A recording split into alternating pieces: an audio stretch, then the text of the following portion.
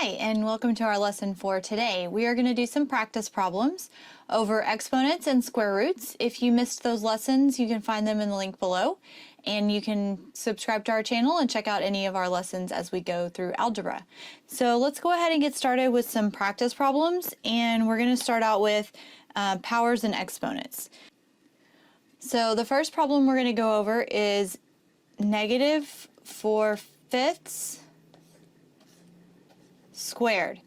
Now, because the negative is inside the parentheses, that does change our problem a little bit. So go ahead and pause the video. You can try this one on your own.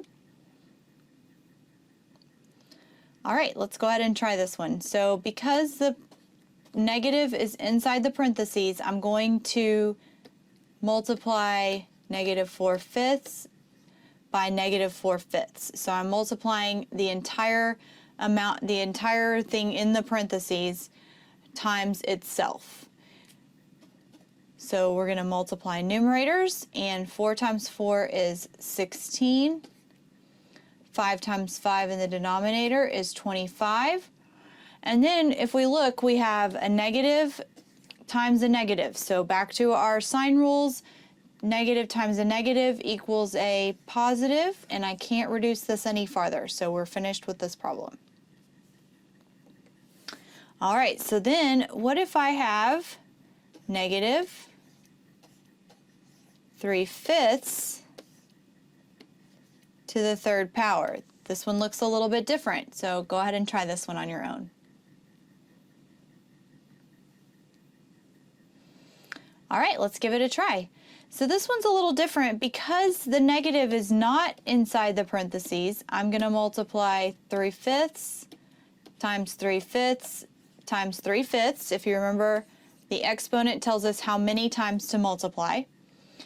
And then that negative is actually going to be multiplying by the entire answer. So it's technically a -1 times this process. So let's go ahead and take care of the process first. 3 times 3 is 9. 9 times 3 is 27. 5 times 5 is 25, and 25 times 5 is 125. Now I have a positive inside the parentheses, a negative outside, so my answer is going to end up being negative. So depending on where the negative sign is in your problem, whether it is inside the parentheses or outside the parentheses, is going to change the outcome of your answer. So this one, in this case, the answer was positive because we went ahead and multiplied negative times a negative. This one was a negative because that was outside the parentheses. It didn't affect what we actually multiplied. Now, this isn't always the case as far as if it's inside the parentheses, it's positive. Because if it's inside the parentheses and we actually raise it to the third power, then we're going to have a negative times a negative times a negative, which still equals a negative. But we'll get to that when we have harder problems. All right, so let's go ahead and try one more. 2 to the third squared. Now this one we didn't actually practice any of these the other day in our lesson, but go ahead and give it a try. I'll let you pause the video now.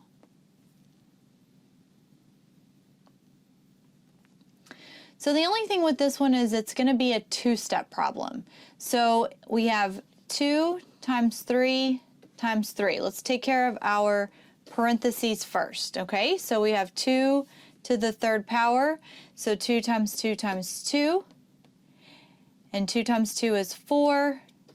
4 times 2 is 8. And then now we're going to bring this 2, the second power, over and put it with the 8. So now I need to find 8 squared to finish my problem. And 8 squared is 64. There's no negatives involved, so my answer is positive.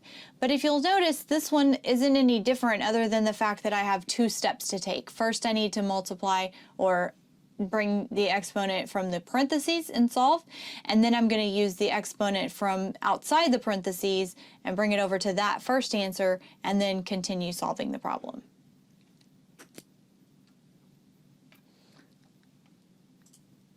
All right, so let's go ahead and try some square root problems. So we'll start out with square root of 225. Now, you may not know sometimes these larger numbers if they're a perfect square or not. So in order to kind of figure out if they are or if they aren't, you can figure out numbers and start estimating. So we know 12 times 12 is 144. And one of the things you might have figured out by now is exponentially, or when you're multiplying a number times itself, as the numbers get larger, the answers get larger as well. So what I mean by that is 2 squared equals 4. 3 squared equals 9. 4 squared equals 16.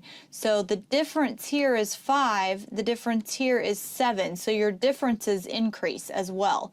So 225 can't be too much bigger than 12 squared because that's 144 and there's not much distance there.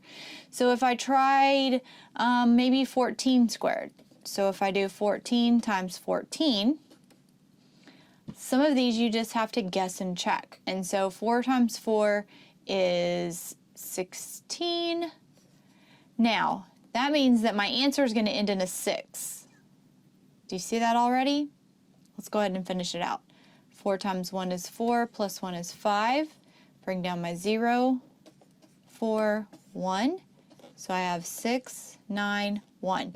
So it's pretty close, but I did figure out once I multiplied that first two digits, 4 times 4, it ends in a 6, and my answer ends in a 5, so it's got to be more than 14. So let's try 15. So if I have 15 times 15, 5 times 5 is 25. Looks good so far. 5 times 1 plus 2 is 7. Bring down my 0, 5, 1. So now I get 225 when I add. So the square root of 225 is 15.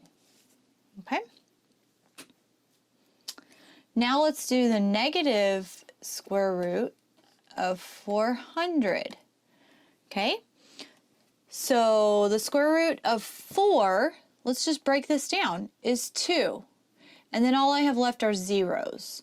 And so the square root of 4 has to include a 2. Let's just say 20. Well, if I multiply 20 times 20, I get 0, 0, 400. All right, so the square root of 400 is 20, but I don't want to forget my negative, so you're going to put a negative sign in front of it. And I apologize, we didn't square that one.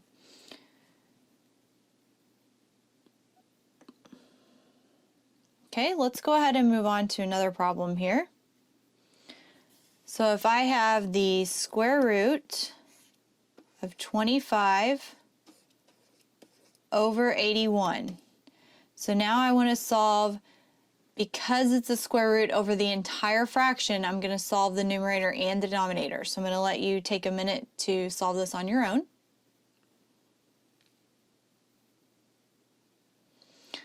So this one's pretty simple. We're going to find the square root of the numerator 25, which is 5, the square root of the denominator 81, which is 9, so my answer is 5/9, and we can't reduce it, so we're done.